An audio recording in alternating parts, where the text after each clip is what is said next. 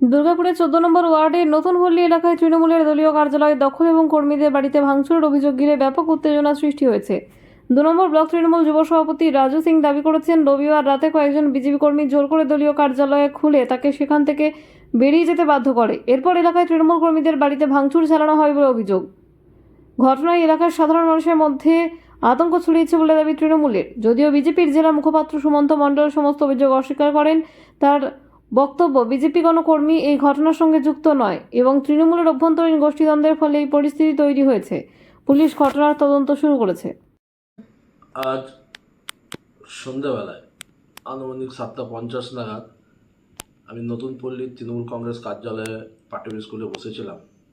সেই সময় দেখলাম 50-60 জন ছেলে নতুন পল্লী অফিসের কাছে এলো এবং গান্ধীর নেতৃত্বে বিজেপির ছেলেরা এসে বলল যে পার্টি অফিসটা খুললো, পার্টি অফিসটা বন্ধ করো, পার্টি অফিস হচ্ছে আর খোলা যাবে না। আমি পার্টি অফিসটা যথারীতি লাইট ফাইট সব অফ করলাম, বন্ধ করলাম, তালা মারলাম। সেই মুহূর্তে গান্ধী এবং তার সামনে ভিড়িঙ্গির একজন আলী বলে ছেলে, সে হচ্ছে সঙ্গে সঙ্গে চাবিটা নিয়ে নেয় এবং বলে চাবিটা আমাকে দাও, আর পার্টি অফিস খুলতে হবে না। আমি যথারীতি চাবিটা দিয়ে দিলাম। তারপর আমি ওইখানে সবাই ওরা বেরিয়ে গেল, আমিও বেরিয়ে পড়লাম।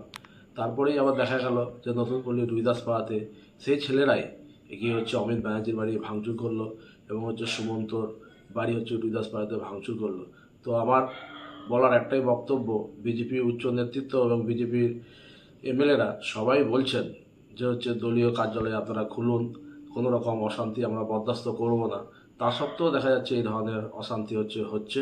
আমরা পুলিশ প্রশাসনকে জানিয়েছি, পুলিশ প্রশাসনকে বলবো এইসব ব্যাপারগুলো দেখার জন্য এবং বিজেপির নেতৃত্বকেও বলবো এই ধরনের ঘটনা, আপনারা গণতন্ত্রে হার জিত আছেই, সে আমরা হেরেছি, ঠিক আছে, তো সবাইকে নিয়ে কাজ করুন, হ্যাঁ, এবং হচ্ছে এই ধরনের ঘটনা যাতে না হয় সেটা দেখুন।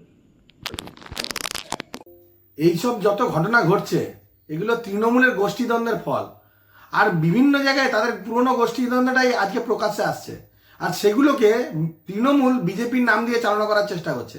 ভারতীয় জনতা পার্টির এই কালচার নয়। আর এই বিষয় নিয়ে তদন্ত করে পুলিশ দেখবে।